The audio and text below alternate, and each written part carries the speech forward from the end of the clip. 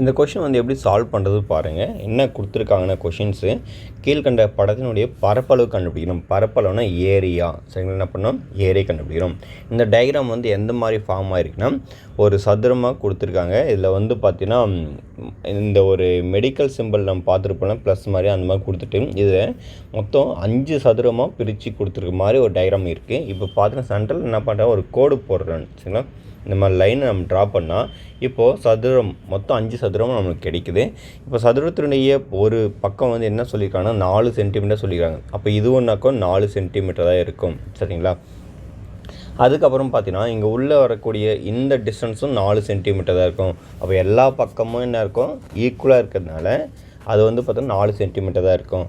அப்போது ஒரு சதுரத்தினுடைய பரப்பளவு கண்டுபிடித்தான ஃபார்முலாஸ் வந்து பார்த்திங்கன்னா என்னென்னா ஏ ஸ்கொயர். என்னது, ஏ ஸ்கொயர்.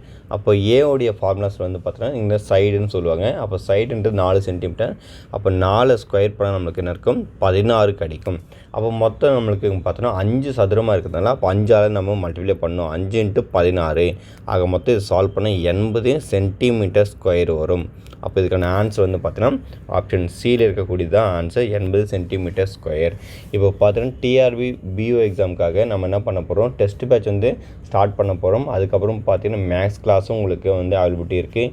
இன்ட்ரெஸ்ட்டாக இருக்கக்கூடிய கேண்டிடேட் வந்து சீக்கிரமாக ஜாயின் பண்ணிக்கோங்க. நன்றி.